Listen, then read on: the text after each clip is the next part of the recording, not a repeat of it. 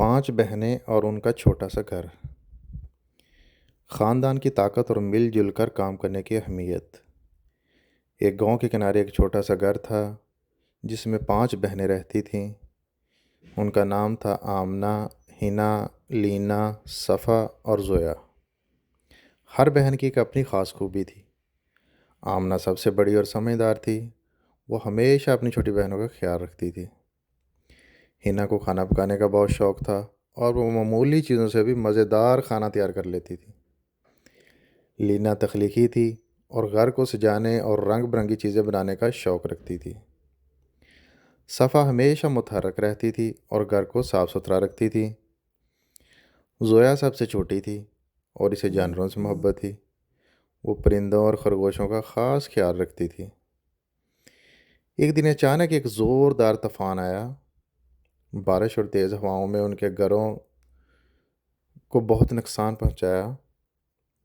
چھت ٹپکنے لگی، دیواروں میں دراڑیں پڑ گئیں اور باغ تباہ ہو گیا۔ بہنیں افسردہ ہو کر کٹھی بیٹھ گئیں۔ اب ہم کیا کریں گے؟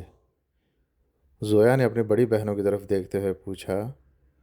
آمنہ نے مسکراتے ہوئے کہا، ہم سب مل کر اسے ٹھیک کریں گے۔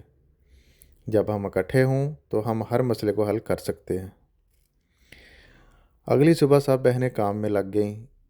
آمنہ نے گھر کی مرمت کا منصوبہ بنایا۔ حنا نے مزیدار کھانے بنائے تاکہ سب کو توانائی ملے۔ لینا نے دیواروں کو خوش رنگوں سے رنگ دیا۔ صفا نے ملبہ صاف کیا اور دیواروں کی دراڑیں بھریں۔ زویا نے باغ میں نئے پھول اور سبزیاں لگائیں۔ ان کے پڑوسیوں نے بھی ان کی محنت دیکھ کر مدد کی پیشکش کی۔ سب نے مل کر چھت کی مرمت کی، دیواریں مضبوط کیں اور باغ کو دوبارہ زندہ کر دیا۔ ایک ہفتے کے اندر اندر ان کا گھر پہلے سے بھی زیادہ خوبصورت بن گیا۔ رات کو سب بہنیں ستاروں کے نیچے بیٹھ کر اپنی کامیابی پر خوش ہو رہی تھیں۔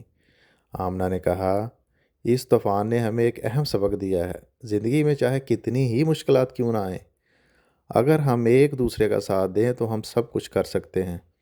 سب بہنیں مسکرائیں اور ایک دوسرے کو گلے لگایا۔ ان کا چھوٹا سا گھر ایک بار پھر محبت اور ہنسی سے بھر گیا۔ اس سے ہمیں سبق کیا ملتا ہے؟ خاندان ایک طاقت ہے اور مل جل کر کام کرنے سے بڑی سے بڑی مشکل آسان ہو جاتی ہے۔